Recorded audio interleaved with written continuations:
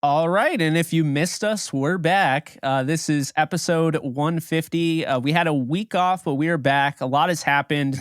Really just Sean McVay returning. Obviously great news there. Episode 150 of Bleav in Rams. I'm your host, Jake Ellenbogen. Joining me, as always, is my co-host, Cameron Lynch, your former Rams linebacker. So we're going to dive into it. But before we do, be sure to like, subscribe, comment, rate, review, all of that jazz. And we got of course, a little ad read here. So BetOnline still remains your number one source for all your sports betting this season. Everything from NFL and bowl season to esports. You always find the latest odds, team matchup info, player news, and game trends at BetOnline. BetOnline features live betting, free contests, and live scores for almost any sport or game imaginable. We're the fastest and easiest way to bet all your favorite leagues and events. Head on over to betonline.ag to join and receive your 50% welcome bonus with your first deposit. Make sure to use promo code Bleav to receive your rewards. Bet online, where the game starts. So Cam, you know how we start this thing? We always start it with a burning question, right? Yeah. And the burning question is something that I can't answer myself. I'm sitting here asking you a question I don't even know the answer to. What is the biggest topic regarding the Rams this offseason now that Sean McVay has returned or has announced his return to be the head coach in 2023? Yeah, I think we all know, right? If you're keeping track of the Rams news, you've seen Les Snead in his interview a couple days ago, and I think the key term is remodel, right? Remodel. That's the big word there. And the way I think of this, right? I go back to my college days, Jake, where you're in your dorm. It's either you're sharing a room or you have your own, and there's just clutter in there. And it's like, man, if I can remodel this thing to switch things around a little bit, maybe I can study a little bit better. Maybe I can be more efficient. Maybe I can be on time for class. And so I feel like the Rams are doing the similar things, right? Where they're just rearranging some things. They're not throwing everything out, moving to a different dorm. They're not doing that. They're just shifting things around a little bit because, as we all know, last year didn't work. So they're remodeling, they're reshifting, and they might throw some trash out here and there. If there's some trash, they might throw it out. We don't want to call people trash, Jake, right? Because players I don't think that's what you're saying. That's not what I'm saying. But going back to the the analogy of the room, throwing things that can be someone else's treasure out, right? You throw that out. Treasure, you may have a nice desk that you might want to trade with someone. Hey, I got a nice desk. What do you think? So that's what the Rams are going through. There's really just tightening up the household, rearranging things, and really getting better at the end of the day, right? It's a new year, and we're all ready for that. So it was really encouraging to see that hot topic, that sizzle word, remodel, because we definitely need it. The draft's coming up, and I think the prior strategy, right, of F them picks, you exchange for free agents, and I think Les Snead said it now, but he's like, we were able to benefit from it, right? Won a Super Bowl and everything like that, but now we got to pay back our debts, right? It was one of those things where it's like instant gratification. Get some free agents, win the Super Bowl, rock out, and then the next year we gotta pay those debts. So I think, Les Snead, he mentioned that, and he said it really well. He knows what he's doing. We think we were talking about this. We were off camera. He knows what he's saying. He knows what he's doing, and I'm just hoping that he works some of that magic this offseason. Yeah, I mean, I feel like the way it goes is, you have the mainstream media question whether or not the Rams can trade this player. We joked about this one before the podcast started. I joked. I was like, hey, it was ESPN and so forth. All of these different platforms were saying, yeah, there's no way they can move that Jared Goff contract. There's no way. And then next week, Jared Goff's gone. Matthew Stafford is the quarterback of the LA Rams. And then we've heard in the past, like I mentioned, the infamous combine quote. You guys laugh at home. This one. They asked Les Snead, what was happening with Sam Bradford. He's like, you don't delete Sam Bradford. And he deleted Sam Bradford for Nick Foles. So here's the thing. Okay. Les Snead knows what he wants to do, or at least an idea of what he wants to do. And Tony Pastors is the guy behind the scenes, essentially getting everything in order, getting the books in order. He's the one that, does all those contracts and organizes them the way he does. But Les Snead makes things happen. He goes out, he has the conversations on the phone, whether it was, his buddies in Atlanta because he used to be the guy there, all sorts of places, right? You develop these relationships just as, Cam and I have and like rapport, because we've been podcasting now for 20 episodes, probably more than that if I'm, mistaken. So, it's one of those things where you're constantly calling up Bill Belichick, like, hey, let's make a deal. Well, Bill Belichick is now a friend of yours, right? He's a guy that you have mutual respect for. So that's the thing, is that, you look at Carolina, for instance, and, the whole thing with Brian Burns, that deal might have fallen through during the year, but watch out. I mean, you never know with those teams, because, the Rams tend to trade with the same teams. Atlanta, they made the big move to trade down instead of, staying at 31 overall. They traded down and drafted Taylor Rapp in 2019. So, I think that's really where we're at right now. I guess in terms, going back to your analogy, Cam, it's like, hey, you know what? I don't really want this Xbox One anymore. I think I want a Nintendo Switch. Like that's how it is. Like, basically, like, I prefer the Switch right now. So I'm going to like trade this thing out and bring in my Nintendo Switch because I want to, play these games. I don't want to play those games anymore. Yeah. So, and, alluding to that idea, maybe there's a scheme change, or they, add some more wrinkles in the offense and find certain guys that match up with it. But that's how I saw it. And Cam, you and I are going to talk some numbers. I was never good in math class, but when it comes to NFL contracts and numbers like that, I am a kid in a candy store. I love player acquisition. I love the whole personnel management and everything.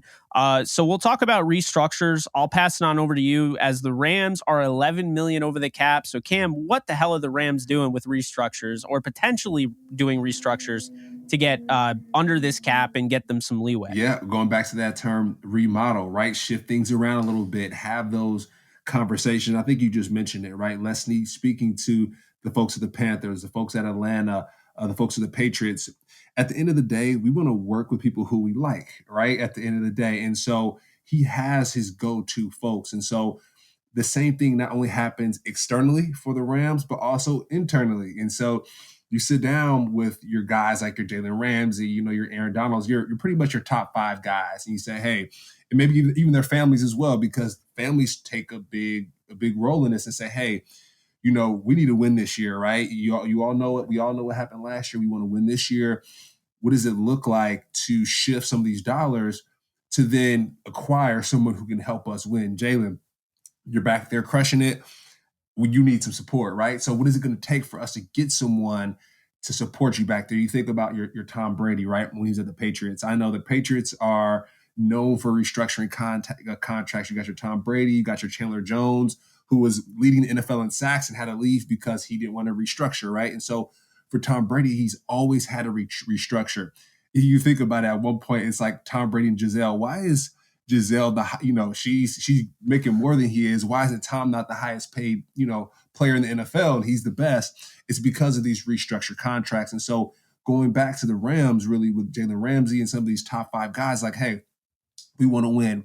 Let us support you. How does that look? So, that's a conversation that Les Snead and the folks at the Rams front office are going to have to do to make sure that the remodeling goes well. Because a lot of times, Jake, a remodel, when you're moving furniture, right, that could get there could be some friction there.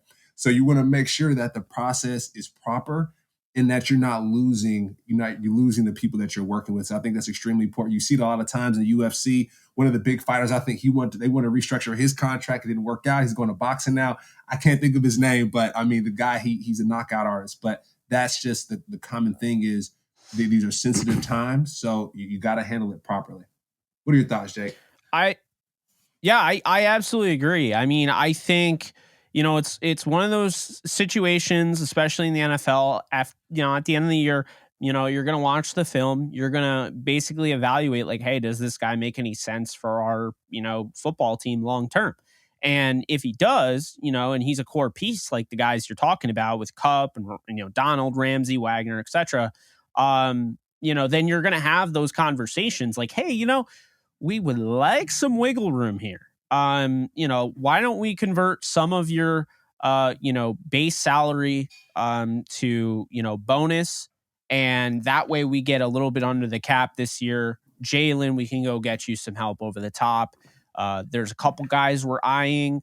We'll let you, you have your Twitter fingers and you're always, loud and vocal about bringing guys in. We'll let you do some recruiting as well. But we really feel like we need to get you some help over the top. You deserve more. You're, the best corner in the league. And, this year there were times where we kind of left you out on an island to, so I feel like there's something there for sure. Cooper Kupp is another guy. Those two are the biggest, actually. Looking at the numbers, Cam, Cooper Kupp can save $10.4 million with just a base salary restructure, according to Spotrac. Now, what does a restructure do? Why you do them? Obviously, for simple terms for people that don't understand, you're going to do a restructure simply to get some more salary cap. That's about as simple as I could make that. Restructure equals more salary cap in the short term, right? In the year that you're talking about. But what you're essentially doing is kicking the can down the road, and you're guaranteeing more money down the line. So it does make it harder to get out of those deals if you want to. That will take up more cap space next year because you're taking this cap space and be like, let's just slat it on down, Yeah. And that's essentially what that is. So obviously players don't always hate restructuring, because restructuring and versus a pay cut are completely different. Pay cut is like, hey, you're not getting the money that you were going to get. We're basically demoting you, but it's okay because it works out for us. Restructure is you're getting the money, but you're getting it in bonus money instead. So it actually ends up working out, and most players do it. The reason why, because I see it all the time, why don't the Rams just restructure everybody on the roster? Well, you can't possibly do that. But also, you have to think in terms, do you want Ramsey back in 2024? Probably, I would assume. He'll be 29 years old, and he's the best corner in the league. Do you want Cooper Kupp? I would assume so. Yeah. Do you want Aaron Donald? I mean, Aaron Donald might retire, but yeah, I would assume so. Bobby Wagner, I would say, yeah, I know he's getting older, but he just is coming off one of the best linebacker seasons of the year. Leonard Floyd is when you start to get into those waters where you're like, can Leonard Floyd continue to play at this level? Restructuring Leonard Floyd makes his contract not, it's still a contract, right? But his cap value for 2023 isn't on the Von Miller level. It goes down to about 15 million. And I think the Rams might be more interested in that number, I would say. They could also trade Leonard Floyd, but that's a guy that I'm talking about. So, just to make it simple, that is what a restructure does. Guys that I would expect to at least hear about being restructured, at least the conversation, at least, seeing if they can. Kupp, Donald, Ramsey, Wagner. I could see Floyd. I could also see trading Floyd. I think it's best to restructure Floyd. It's going to be a gamble because if he falls off next year, you're going to owe him more money. And it's harder to get rid of that get out of that contract. But Floyd saves you $6.1 million with a base salary restructure. All of this is according to Spotrac. But again, that's money that you're kicking the can down the road for.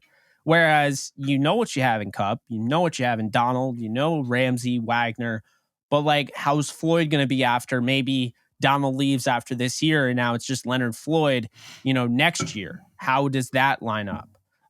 He played well. Don't get me wrong. I mean, he played really well to end this season. So I don't know, man. Where are you on that? Like, who would you restructure out of those bunch? We'll start off with restructures. I have others right in front of me, potential trades and potential cuts, just so that way everyone at home is getting, somewhat educated in the idea of how the Rams can get out of this $11 million hole that they're in for their cap space. Yeah. I mean, how I look at it, you mentioned it, Leonard Floyd, right? Out of those five, Leonard Floyd is I won't say odd man out, but he's the one that's on the edge, right? The edge of the pool. So those other guys, I will put them in the pool. I mean, they're your anchors, offense and defense. So I think you keep those guys locked in. If you look at that list, those are mostly, defensive guys who are anchoring the defense. And so I think there's enough there. You got one guy in the middle, one guy in the back, and then one guy in the front as in regard to the line of scrimmage. And so I think you keep it that way. You build around them, right?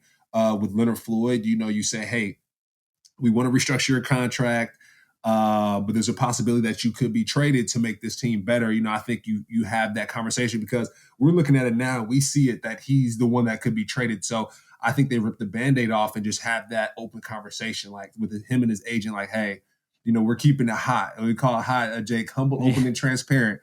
Out of these 5 guys, you're the one that, we might have to trade to get better. And so he knows his business. I think Draymond Green was talking about it, right? Where he's looking like that odd man out this year where he might not come back to the Warriors. And he mentioned that on one of the podcasts with Taylor Rooks. He's like, I know business. I want to stay here. I would think Leonard Floyd wants to stay at the Rams. Great defensive line, great defensive core. But this is also business as well. So it could get spicy, Jake, right? And, this is the remodeling, so we don't want to throw anything out, right? There's no throwing anything out. It's trading. It's operating with grace because we've seen where things go awry. And the UFC fighter I talked about was Francis Njoku. He's one of the UFC fighters who, one of the best in UFC. They just couldn't come to agreement with his contract. Now he's boxing. We don't want any of those situations here when it comes to this Rams team, right? With Leonard Floyd, we want to handle it with grace because he can always leave and then come back later on in life. So we want to make sure that we take the proper steps to get this done. Yeah, and I think with Leonard Floyd, there are definitely some cap casualties, I would say, potential. Leonard Floyd's not a guy you just simply cut. I mean, this team doesn't have a ton of, outside linebacker depth to begin with. And I just feel like that would be doing a disservice to the guys on the roster. I mean, where are we at that point? Why are you cutting Leonard Floyd outright? I mean, I know you need cap space, but that's not a move that's going to happen. So I won't even entertain that further. But potential trades. And this is all of this money. We're going to go one by one, Cam, because I don't want to confuse anybody because it's a lot of money that I'm just throwing at you. Mm-hmm. Not really. I don't have millions of dollars to throw at people. One day. So, yeah, one day. So post June 1st is how we're going to do this because you can release guys post June 1st, or you can release guys before June 1st. You can trade guys before June 1st. You can release guys after June 1st. I'll have a separate thing for that. But post June 1st gives you your most bang for your buck. You're not going to want to trade an Allen Robinson and designate it as a pre-June 1st trade. It just doesn't make any sort of sense. It doesn't. Like it's not going to work out. So Allen Robinson, right? That's your guy. And I like Allen Robinson, as you know. I had very, very high hopes for him. Thought he would lead the league in receiving.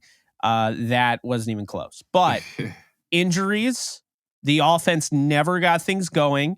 He diversifies the wide receiver room because we have to talk about what the player brings to the table before we just send him on his way. And especially if you're trading him. God, you got to be a salesman. I mean, like, they're not going to be like, yeah, he only had 412 yards. Like, you're going to be like, no, like, this guy, he was coming into his own.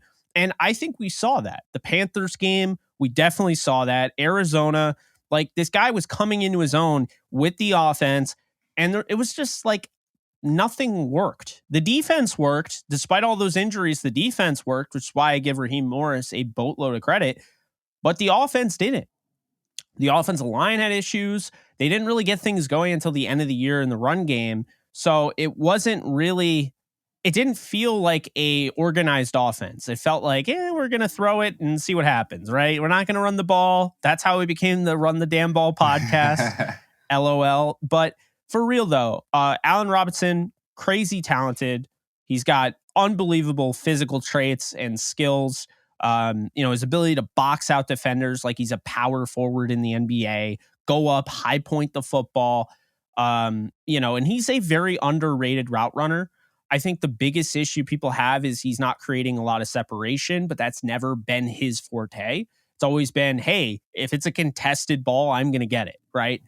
I didn't feel like the Rams utilized Allen Robinson to the best of his ability, which scares me for the future because I don't know if they're going to. I think they want all of their receivers to be interchangeable, Cam. And so the vibe I get is that Allen Robinson, while he could have been great with this offense, it didn't work in year one. And I think they're going to pull the plug on Allen Robinson in year two. I think they're going to trade him away.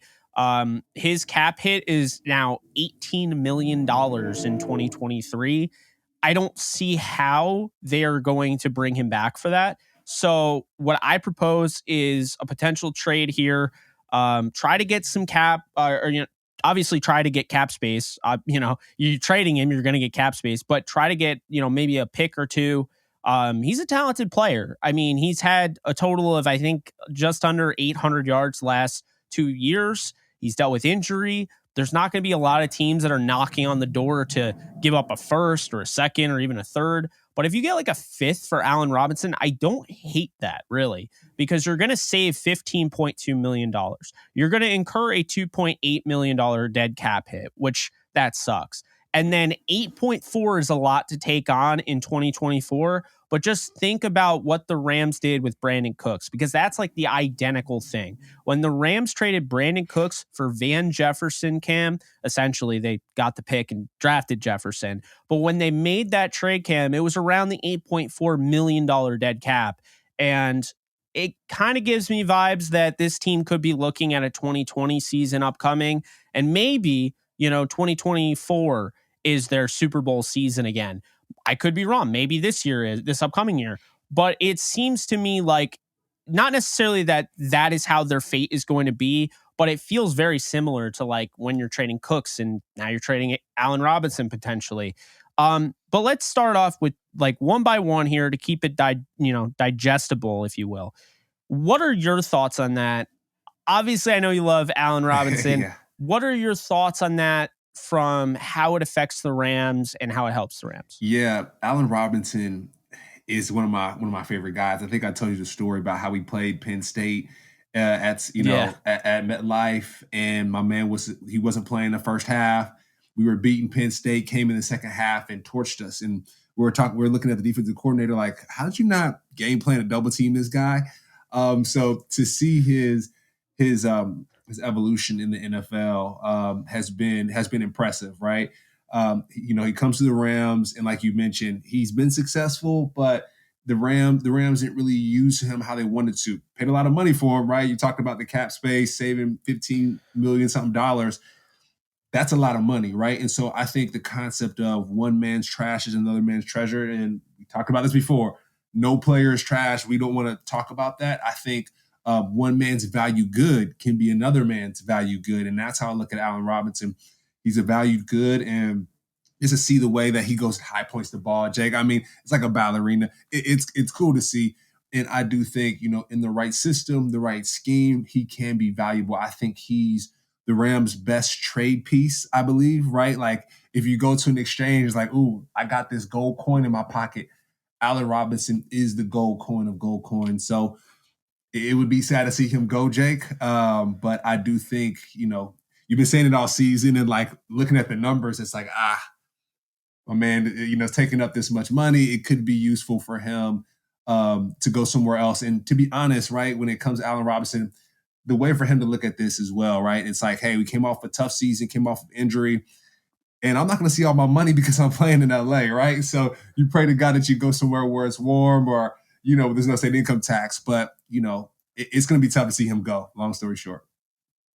Yeah, no, I agree. And I always feel bad for guys like this. I mean, Allen Robinson thought he was joining a team that was going to be a dynasty, honestly. I mean, that's why he signed a 3-year deal. They just won the Super Bowl, and it wasn't if you can't beat them, join them. It was like, hey, this is the best opportunity for my game. They're saying that, hey, like, you're going to be a part of our offense. And I mean, as much as I love Matthew Stafford, I love Stafford, he didn't really target him as much as, Allen Robinson would have wanted. But did we ever hear anything out of Allen Robinson? Did he ever complain once?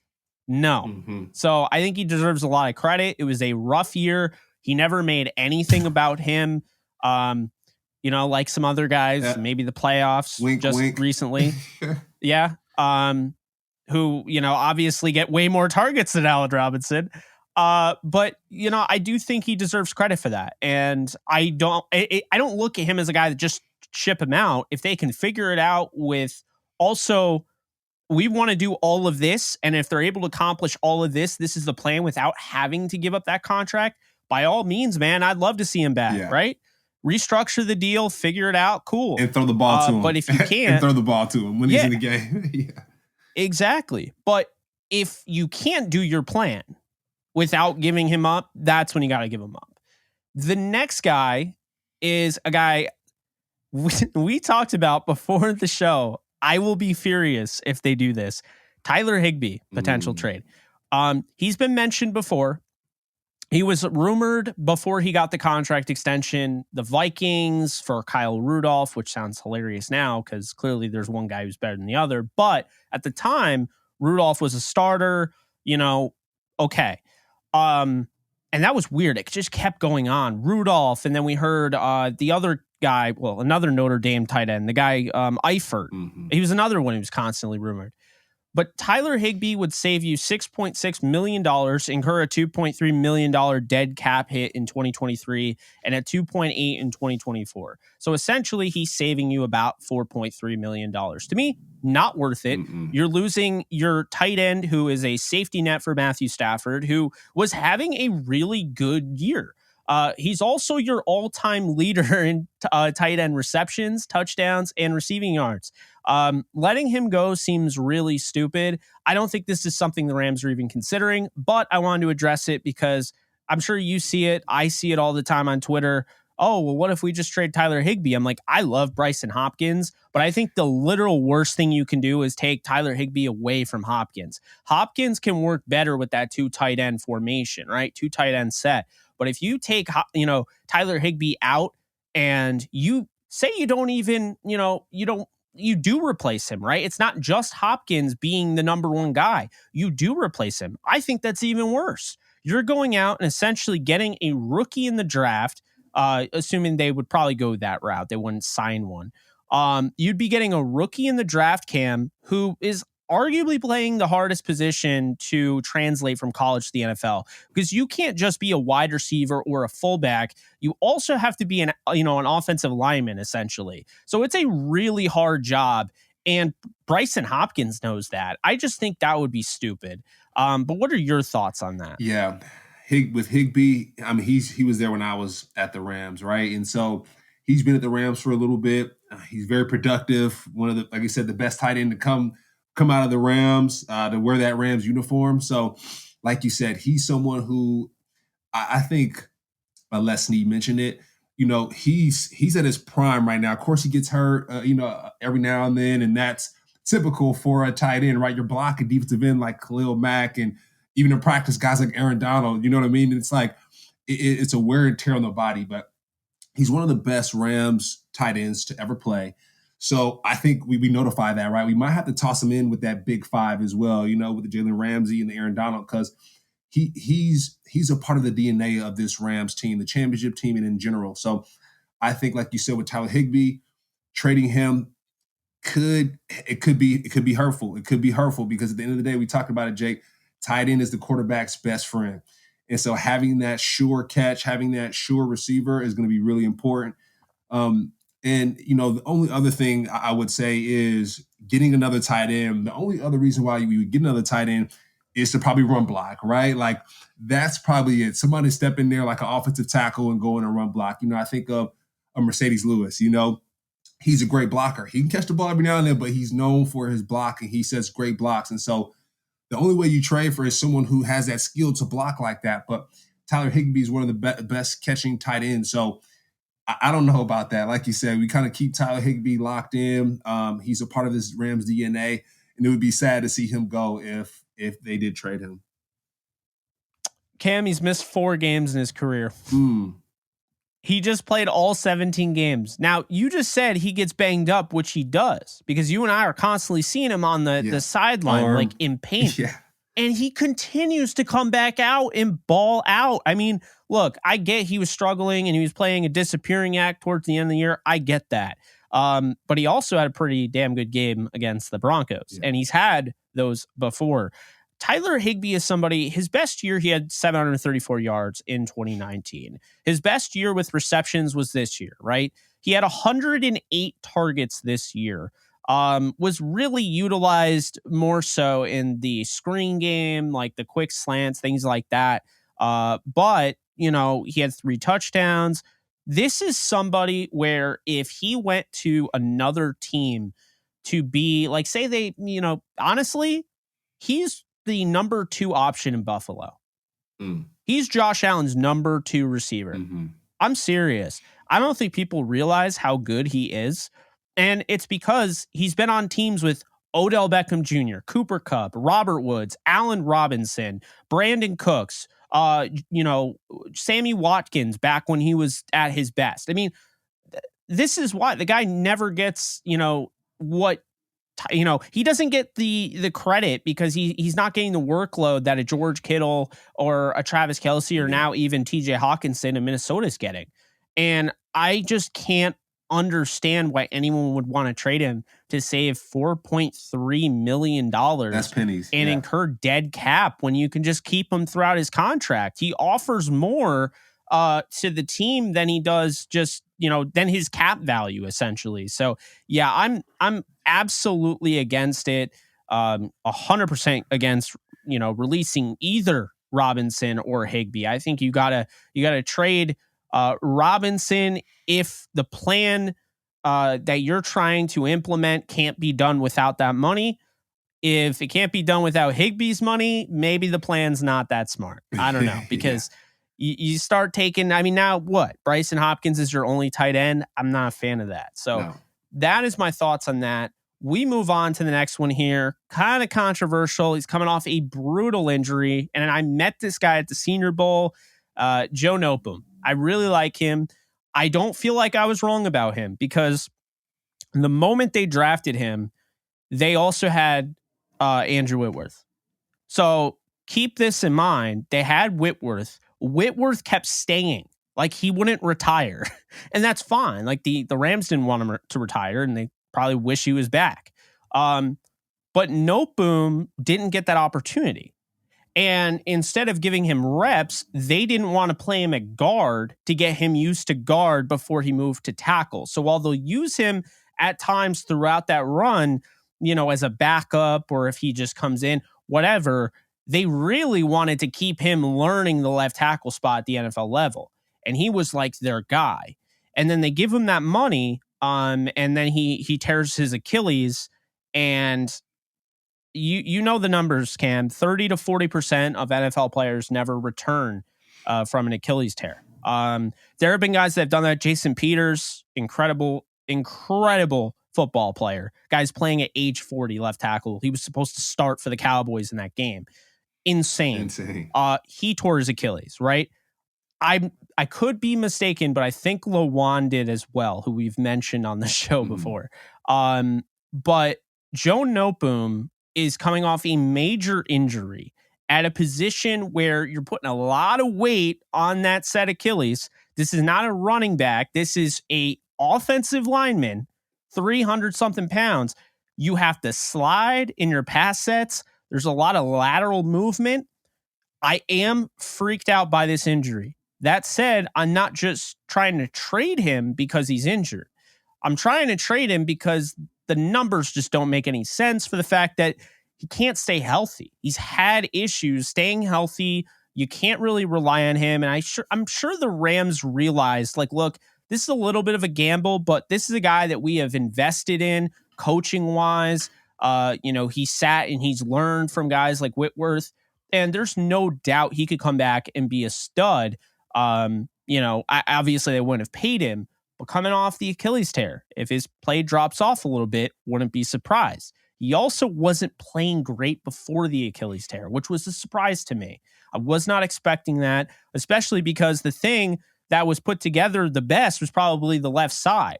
Noteboom was healthy, and then you had David Edwards next to him. So it wasn't a continuity thing, right? It wasn't like a new guy that was in there when Noteboom got hurt. That was on the center and right guard side, right? So that's a concern for me. Noteboom saves you $13.5 million, $2 million you incur in dead money. That would be $11.5 net save if you were to trade him with a $6 million dead cap hit in 2024. I think you can handle that. I think that saves a lot of money. Now, keep in mind, if you trade him for a player, you're getting that player's contract. So it wouldn't necessarily be $11.5 million that you were saving if you bring on another player. But if you trade him for a pick, the way it stands, if you don't have different discussions with the team, like, hey, we'll take on this much and this much. This is just a base level look at what they could save. Cam, I think you got to do this. Yeah, I mean, it's sad, but the way that the offensive line played this year, it's not acceptable, right? Where you think about your Allen Robinson, it's like, okay, you have a player that you really like. You talk about Nobu, we really like him, but you got your Cooper Kups, you got Van Jefferson, you got Tutu Atwell, you got Brandon Powell, you got different receivers that you can rely on. You got Higbee that you can rely on to move things forward. And with Nobu, right, you got Rob Havenstein, but other than that, it's like that's the only real anchor on that offensive line. Everyone else, you might have to rearrange, right, or remodel. And I do think, his contract, remodeling that, I Bleav it's his 5th year in the league right now. So he's vested. Clearly he's paid. So, you know what, to be honest, now I'm thinking about it. As a player, of course, you want to see a lot of your money. Being in LA, you can't see a lot of that money that we just talked about. And so for him, he's been hurt. Things have not been going well. It might be time to move on, right? And I don't think he should be butthurt about, hey, like I have to move because you just talked about it. Didn't really play too well, before the injury. He got injured, and we always talk about this. A lot of times, unfortunately, players are looked at as material, and whenever you have that flat tire, you look at it as a Porsche. He might be a F450 truck. When that tire goes flat, things change a little bit, right? So, I agree with you that we might have to look to change that around a little bit. Whatever's going on in that offensive line room, it has to change. Rob Havenstein, he's my guy. I'm a little bit biased with that. So, would love for him to stay anchored there. But anything else that's going on in that offensive line room, the mentality, whatever is going on there, it has to change. I'm not saying Joe Noboom is the reason why, but things have to change. That room specifically has to be remodeled the most. And if he's the first one to trade or to move on, then I agree with you, man. We have to make changes there. Yeah, I'm at the point where, and I said this, I think on an episode previously, I was like, it's not even lack of talent with this offensive line. They can't have a season where this many guys get hurt again. And while it was fluke to an extent, there are some guys that just aren't as durable as others. And, Havenstein got a contract extension before the year, and he stayed healthy the whole year. And that doesn't mean he wasn't banged up, but he didn't miss games. And that put out the best right tackle possible. It put out the day one starter. He was one of a select few. Tyler Higbee is another one. Jalen Ramsey is another one. Bobby Wagner's another one. All guys played all 17 games over 1,000 snaps each. That's insane. And, think about Havenstein, how many guys he had to play next to that were like new, Yeah. So I take a look at this season, Cam, and I take it for what it was. We got an opportunity to see, oh, hey, Chandler Brewer can play. Like Chandler Brewer's a guy I'd like to be in that rotation in the back end of my depth chart. You know what I mean? Not starting, but he gives you good depth. You feel good about him coming in. Tremaine Ankrum, I feel so bad for the guy, like he, snapped his leg, I think, in the second snap he had. And, he might win Walter Payton Man of the Year. So big shout out to him. But I think he'll be back. They like him a lot. I think he's depth, so you have your some interior guys sprinkled in there. But then, Coleman Shelton. I like Shelton more than Allen. I think they both are good. But I feel like every time I turn around, Brian Allen's getting hurt. And can't make the team in the cold tub, Jake. We always talk about it. When trades come up and the season comes up, can't make the team in the cold tub. And for me, my perspective, I was a free agent when I played. So any day I could get cut and released. So I had to make sure that my body was well, that I was healthy. And that weighs a lot on you mentally, Jake, right? The players that are staying, think about LeBron James. that weighs a lot on you, because a lot of times some players will go home right after the game. Okay, let me go home, let me chill, relax, shut it down. The guys that stay healthy over time, they're going to recovery immediately, right? They're doing things that other people don't do, and that weighs a lot on you. Oh, I want to hang out with my kids, but I have to recover so I can play every game of the season. And so they say you can't make the team in the cold tub. So when times come up like this, it sucks that these guys are injured, but they have to know too that can't make the team in the cold tub. So hopefully in these situations, one man's treasure could be another man's treasure, or a woman's treasure, however you want to look at it. But in this situation, you're hurt, you might have to be treasured to someone else, and it's tough. It is tough. Now the reason why I think they move on from Noteboom, I do. It's not just I think they should, I think they will. A good indicator, we'll talk about it a little bit later on the show, but they moved on from Kevin Carberry, the offensive line coach. So a new guy is going to come in who has nothing. He has nothing, no relationship with these guys at all. It is a clean slate. So guys that are on the fence, I would imagine, are probably gone. Now you have the same guys still, same front office core, if you will, with Pastors and Snead, and of course you still have McVay. But if you're on the fence about a Noteboom, you bring in an offensive line coach, a new one who has no connection with him. He's going to be like, yeah, I prefer my guy, and my guy's not going to cost you, $14 million. Yeah. So I think Noteboom's gone, and I appreciate his contributions, and I feel awful for him. It is the way the business is. There have been guys in the past, Joe Barksdale's the guy, I swear to this day, did not get a fair shake with the Rams. I think he was good. I think he got placed next to Davin Joseph, who was on the end of his contract, or he's at the end of his career, kind of going downhill. And when you play next to somebody who's simply just not as good as you and can be a liability, I think it holds you back. And I think it hurt Barksdale. I think he got clumped in there. Sure enough, he goes to the Chargers. He looked pretty darn good. I don't feel like I don't root against guys, like that. Especially not guys I interviewed with and have, taken the time to come on a show with me. Noteboom's awesome. Yeah. But I think they'll move on from him. Yeah. Brian Allen, we were just talking about, he saves them $5.4 million with a trade, $800K dead cap, and then $2.4 million dead cap in 2024.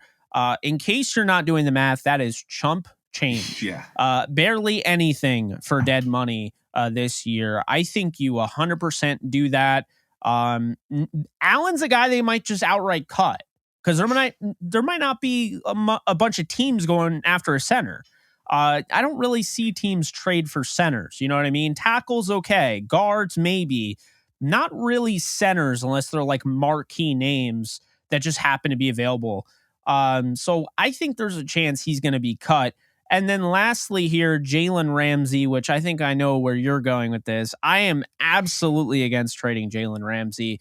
Would save you not even $10 million with the $8.2 million dead cap. And this is post June 1st. These numbers are way worse if you don't designate as a post June 1st move.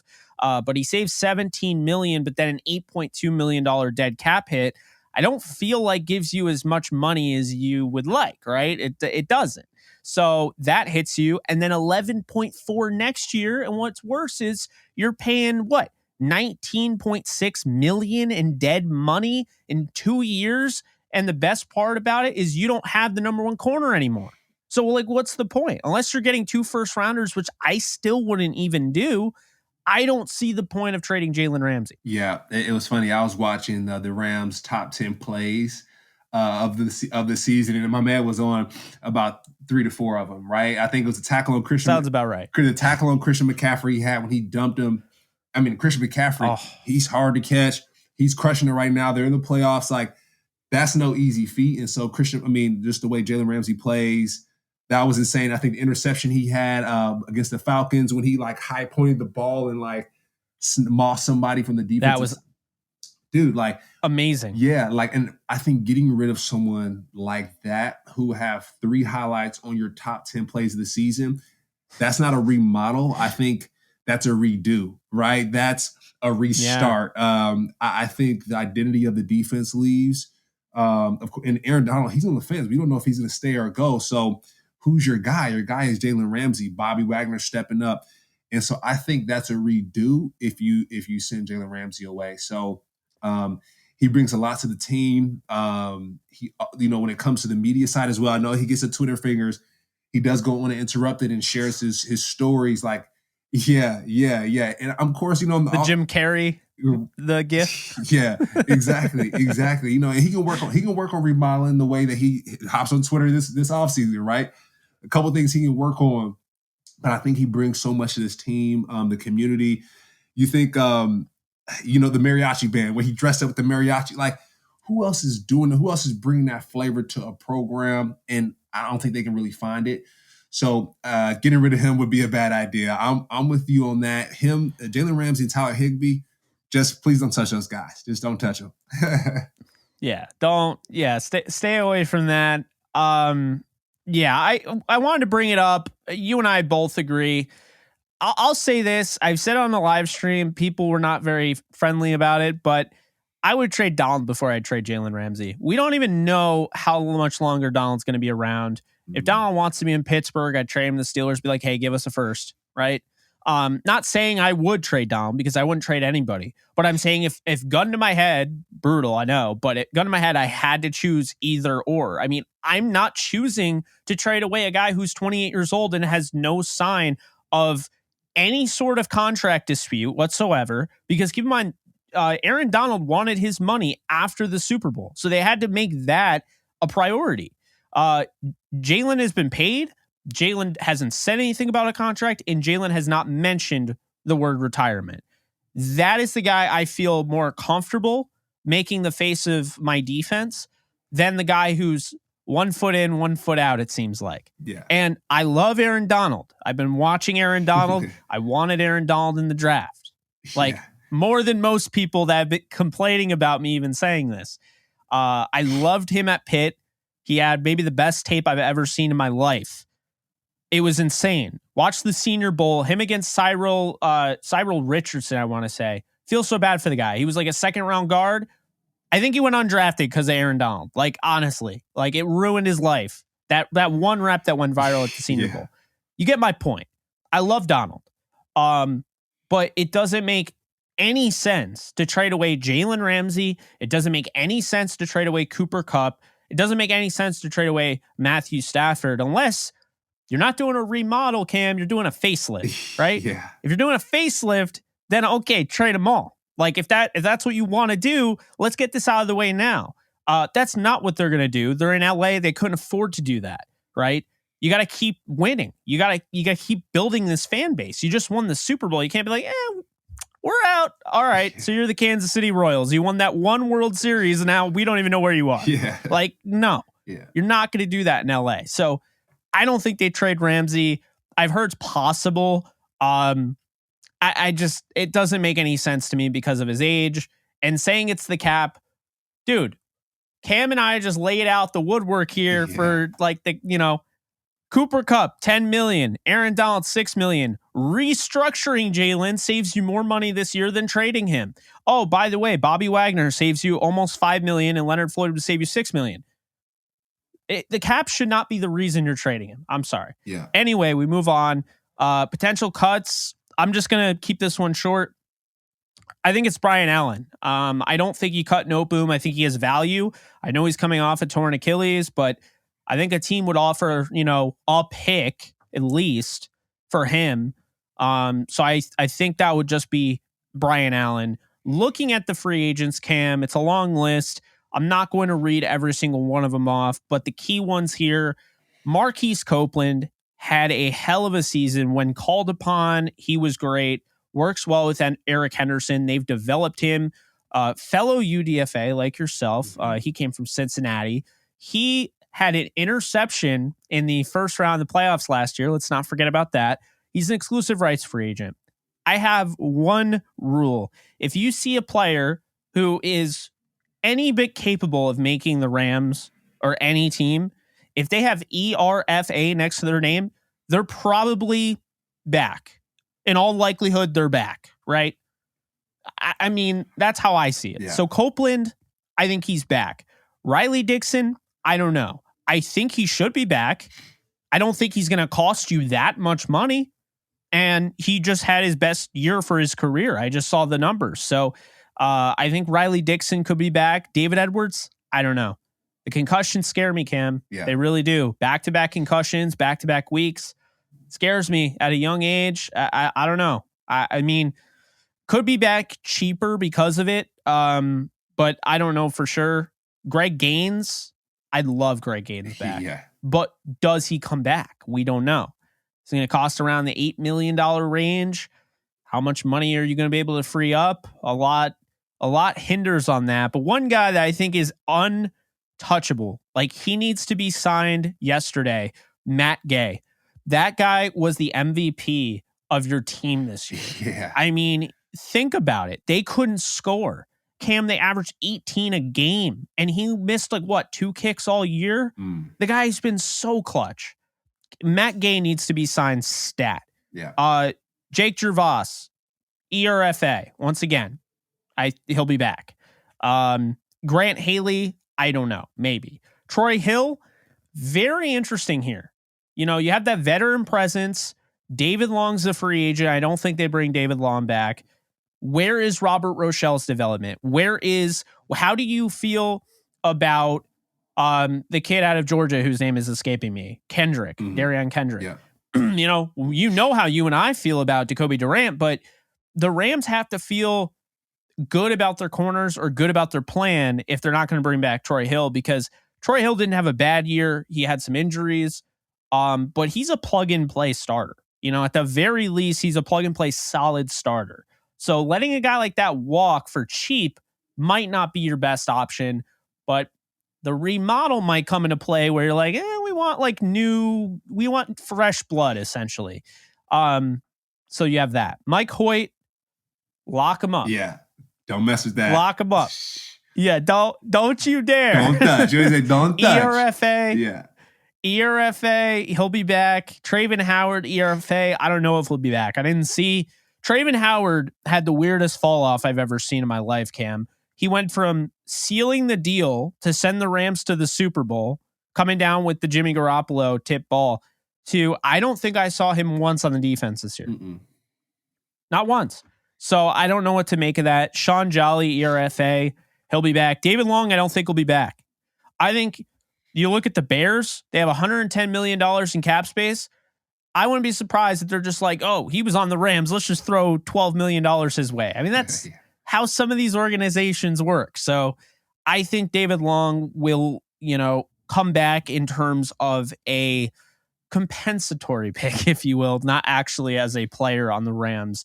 But I will say they don't get to, Aaron Donald does not get to Joe Burrow and force an incomplete pass on 4th down to win the game in the Super Bowl without David Long peeling off his guy, cutting off Burrow's first read, and forcing him to kind of sit there and hesitate. Yeah. Need to give the guy props. Yeah. We're not on the business of pushing these guys out the door. We got to give them some props before we do that. Definitely. So, David Long, Baker Mayfield, I know where you feel about this. I think they should try to bring him back. I think backup quarterbacks mean everything. Just look at Chad Henne. Patrick Mahomes goes down. They trust Chad Henne to not only lead the team, but throw the ball. He threw a touchdown when Patrick Mahomes is out in the AFC divisional round against a red-hot, playing with house money Jaguars team. And he goes 99 yards, caps it off with a touchdown. And they're like, all right, Patrick's back. But thank you, Chad. Thank you for your 99-yard touchdown drive. Patrick's back in. Yeah. To have that confidence in a quarterback, your backup quarterback nonetheless, is huge. And Baker Mayfield, I feel like, kind of has that confidence from Sean McVay, the way he was calling plays at the end of the year. So I'd like to see Baker back. I'm not expecting him to be back. I think a team will pay him, let him, potentially battle it out. I think he's the Jets' worst case scenario if they, miss out on Aaron Rodgers, or they miss out on Derek Carr. Then they'll go the Baker Mayfield route. They'll have him and Zach Wilson battle it out. I can already see that happening. But if there's not a starting opportunity, Cam, Baker Mayfield will be back with the Rams. Ty Nsekhe, yes. He needs to be back. He played great football at left tackle. I know he's older. Just make him a backup. And he's not going to be that expensive. But you got to get him back in there because he was huge for them down the stretch. Bryce Perkins, ERFA, he should be back. Orzek, the long snapper, should be back. Brandon Powell, your guy. I don't know if Powell's back, my guy. Yeah. I don't know. Yeah. I feel like it's too much of like, we already have Tutu Atwell. Why? Yeah. You know? Yeah. And to your point, right? Tutu Atwell, he was the other person that was on that top 10 highlights of the Rams season. He was on 2 of those things. So deep balls over the best defensive backs in the league. So yeah, feel free to keep Tutu. Brandon Powell, love you, my guy. You did great in the line of scrimmage. I compared him to Deebo Samuel, right? When he comes around on that sweep. He's done a great job of finding his way in the line of scrimmage, but we got Tutu. We believe in Tutu. So I agree with you on that. And then I don't know if Tutu is going to return at all. But one thing I know, you probably watched a lot of playoff football this weekend. For me, one thing I noticed, Nyheim Hines. You had Agnew, Jamal Agnew, not the end of the game, Jamal Agnew, the fumble, but Jamal Agnew returning. I think he was averaging like 40 yards per return. Yeah. You had all these great return guys, right? And the Rams, I feel like they really like Powell, and he's an upgrade over what they've had in the past. Although Farrell Cooper, to be fair, didn't get a fair shake and was an all-pro returner, but I'm just going to throw that out there. He's the best they've had in recent memory. Powell is not on that level. And I feel like the NFL is going to start to look at what, it's a copycat league. And I watched Nyheim Hines return 2 touchdowns in one game 2 weeks ago or 3 weeks ago. I watched Jamal Agnew set up that Jaguars offense repeatedly until tearing it all down with the fumble. But the point is, though, returning, I think, is really starting to matter again. And I don't think the Rams get that out of Powell. Yeah. You think about, they got that out of Farrell Cooper. Right. And you think about, too, your Kevontae Turpin for the Cowboys. Turpin, another one. Explosive, right? That changes the game. That gives your offense a better card to deal, right? I think that's really important. You talk about the special teams being super important. That's big for the offense. And we know the Rams needed that special teams for their offense. And then one other person that you talked about, Riley Dixon, of course, a little biased. He's a Syracuse guy. But just the way he punted the football. I mean, like I said, there was one game where he didn't punt at all. That was a Denver Broncos game.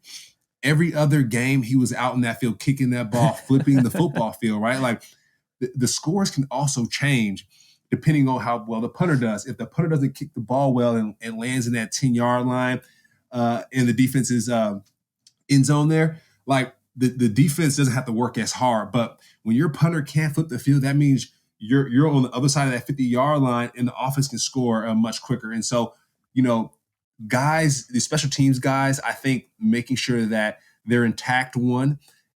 So Matt Gay, who holds that football when he kicks those field goals and extra points, is Riley Dixon. So they might have a good chemistry there. So I would love to see Riley Dixon stay.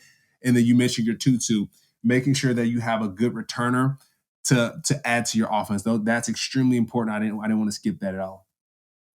Yeah, absolutely. I mean, I would love to have it from the perspective of, we have a cornerback doing this, so you don't have to keep a wide receiver, an extra wide receiver on the roster if you don't have to, because you have a corner that can return. I would look for that in the draft. You can find guys like that. I think Pacheco, does he return for the Chiefs? Yes. Yeah. I mean, there you go. You got speed, you got explosion. I think that's something, going back to the model of how the Rams were so great in 2017 and how it all started is they started, and I remember this off the top of my head, believe it or not, they started on an average own 31-yard line because Farrell Cooper was a dominant returner. Mm-hmm. Does not get enough respect because he had like 3 fumbles in the Falcons game. But I think he was the scapegoat. They didn't play well enough to win that game. Mm-hmm. They had every opportunity and they didn't win, Yeah. And so, I think he was scapegoated, if I'm being honest. And, they haven't really had anybody like that since. Powell was huge for the Rams last year. I believe he won them a game against, I think it was the Vikings or the Ravens. Powell's return won them the game. He's had that, but I think he fell off a little bit this year, probably focusing more on the offensive side of the ball. That's something the Rams are going to have to evaluate. Is that something where, hey, is the offense too much of a burden on him? And, now he's not doing what we need him to do on special teams. Next year, guys, hopefully he'll be healthier. They'll have more weapons on offense. And honestly, he probably shouldn't see the field if he's on the team next year because of how much talent they should probably have. So if that's the case, maybe he's back as the returner. But yeah, I think that's definitely something. If you're doing your research, you're watching the playoffs, you can definitely take that away from it.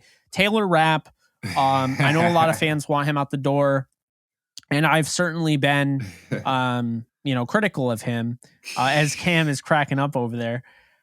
But I think he's gone, and I probably wouldn't bring him back because safeties are so expensive.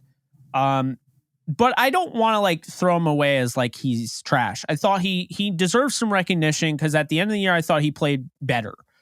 He definitely came on onto the scene hard in 2019, which is probably why my guy over here has a little soft spot for him. Yeah, I'm rolling, Jake. I'm rolling because it's funny because on podcasts, we can't MF somebody, we can't totally get them. But I'm sure at some points this past season, Taylor Rapp had some dips, and it's dude, what are you doing? So it's funny, you're making it more PC, and I'm Jake, get him. No, but you're right. Taylor Rapp did come along towards the end of the season. A lot of tip balls in the end zone, a lot of big tackles. DJ Metcalf ran into him once, I think folded up like a lawn chair, and then the next play, knocked him down nicely. So Taylor Rapp has some fight. Just to your point, I don't think he got it done this year, Jake. What do you think? No, I don't either. And I think he was his own worst enemy in a sense because he had the injuries. And I think here's what's real.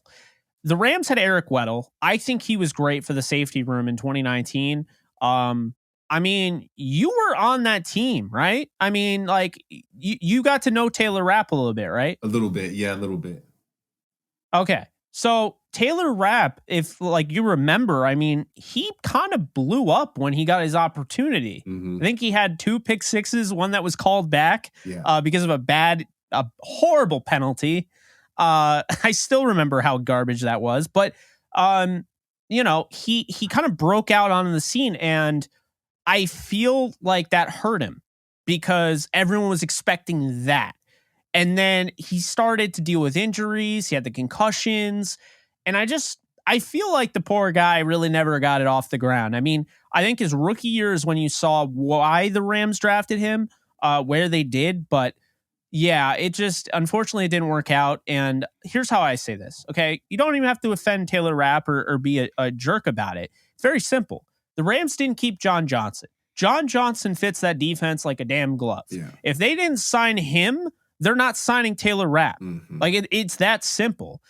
Taylor Rapp plays safety. Safeties are getting paid. Like I said, the Bears have $110 million in cap. I'm not getting into a bidding war for Taylor Rapp. So, if somebody wants to pay him, he will be a compensatory pick. But that is where I'm at with Rapp. Yeah. So I agree with you. He just wasn't it this year. And it, speaks to my point, Cam, where let's be honest. If they win the Super Bowl this year, they might even consider bringing back Rapp.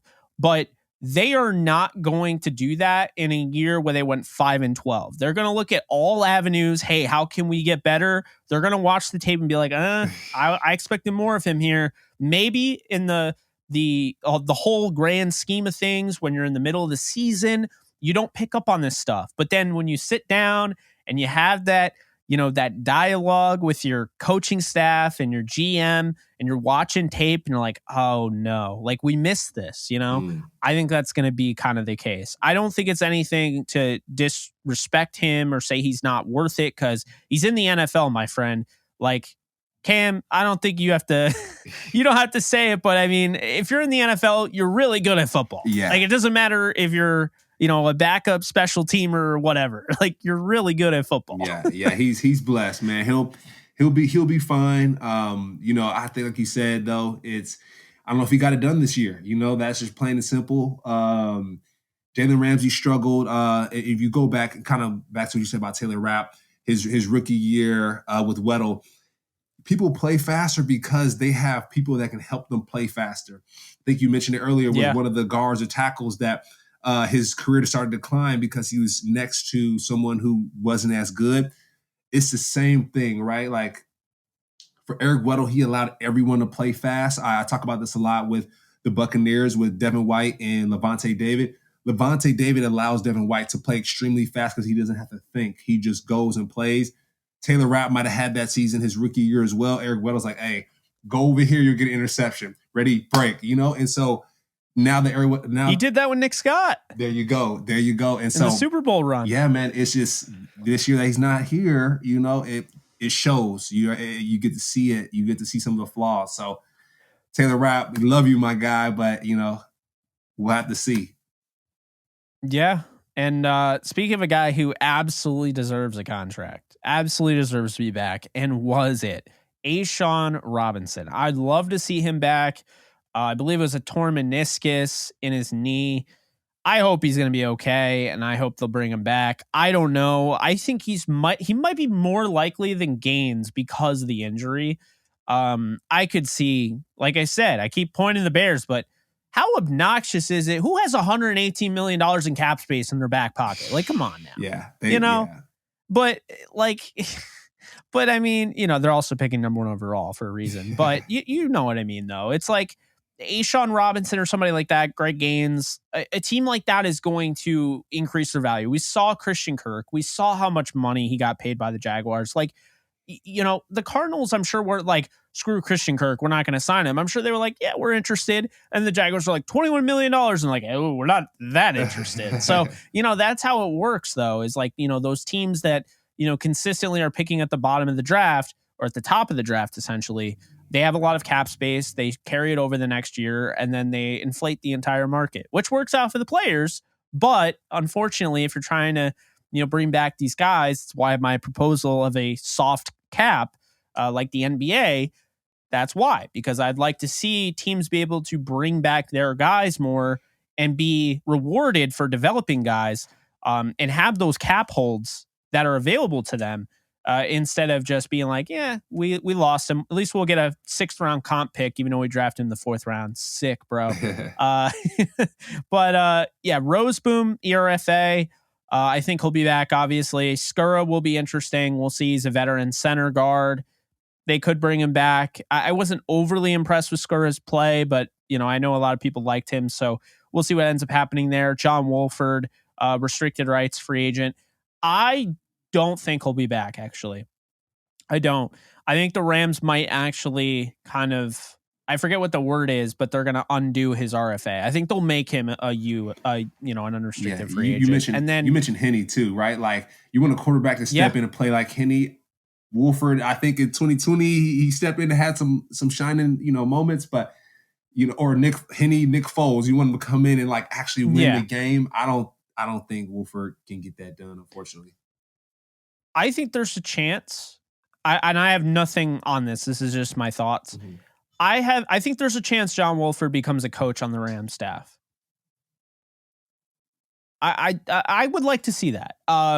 I like to see him stick around. I don't think they're going to bring him back. I think they're going to bring back Perkins, and they're going to draft a quarterback, or they're going to sign Baker back. That's how I feel. Like, I feel like they're going to go with a Hendon Hooker, or they're going to draft the kid out of Georgia, Stetson Bennett. Like, I feel like they're going to get a guy who has more experience than the other rookies. That way they can be like, I'm not saying they'll go the Brock Purdy route, but I think teams will start to look at that more like, hey, maybe let's, invest more into quarterbacks every draft.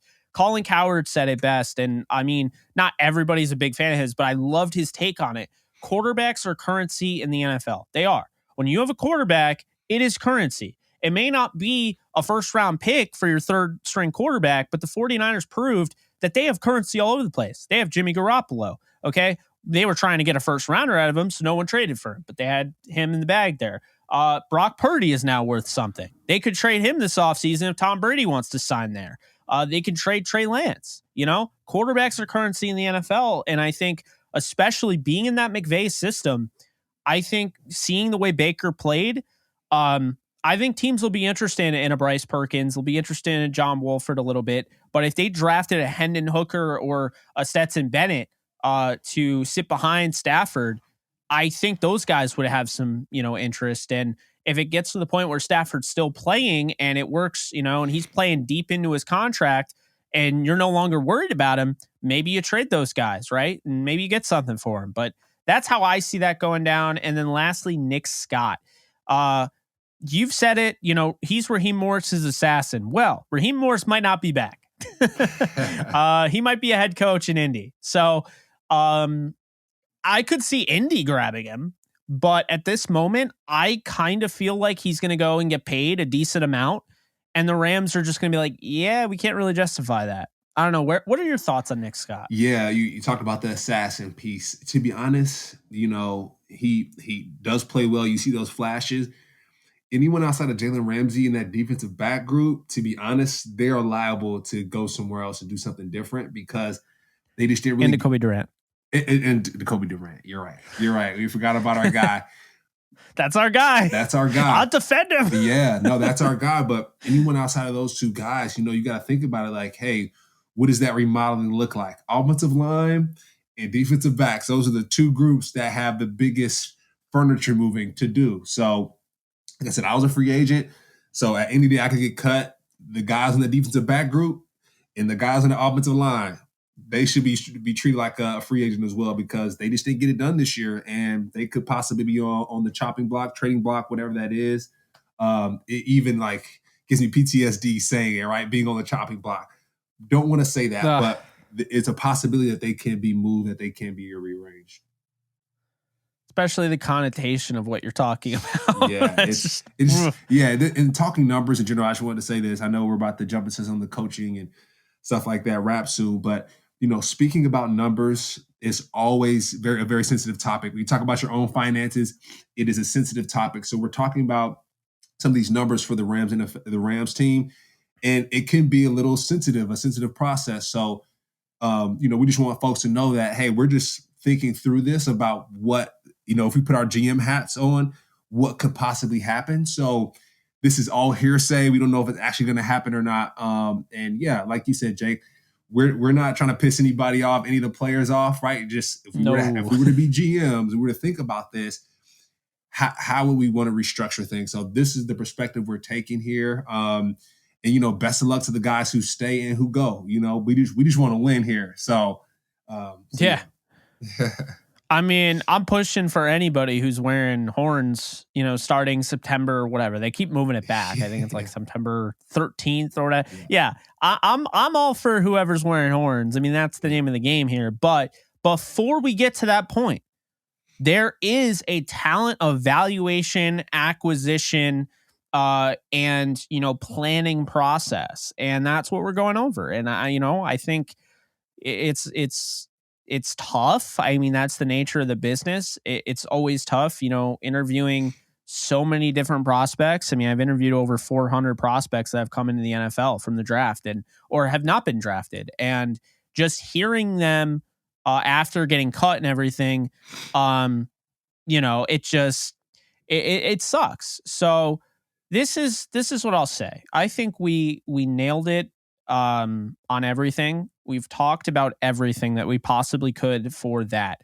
The coaches we'll get into more on the next show. I think saving that for the next show makes more sense. This is more of, hey, General Manager Cam Lynch, General Manager Jake Ellenbogen, let's do this. But I think our goal was to make it easier for you guys to understand what's going on. The options the Rams have, they're not done. The future isn't entirely mortgaged. They have all of their picks next year. Can we stop with the whole they mortgage their future nonsense? But yeah, that is what we have. Cam, do you have any final thoughts? Because I'm all tapped out at this point. Yeah, no, I'm glad everyone was able to listen in. We took a nice week off, and the offseason will be a little bit different. We want to also share some of the news that we hear and whatnot. So stick with us, tweet at us, and as we prepare for next year, we've enjoyed it this season, and it's gonna keep ramping up. So get ready. Big time, man. Yeah. Big time. I'm excited. We got a lot of stuff planned for you guys this offseason. It's going to be a fun offseason. Last year, you win the Super Bowl. You're not really that interested in this type of stuff. Kind of catches you by surprise. Von Miller leaves. OBJ doesn't come back, all that. But this year is going to be huge. There's going to be a lot of information. It's going to come quickly. And there's going to be a lot of player movement, I think, as well. So be sure to keep it right here for all of that. I'm Jake Ellenbogen. He is Cameron Lynch. Be sure to like, subscribe, comment, rate, review, everything. Tell somebody if you like the show.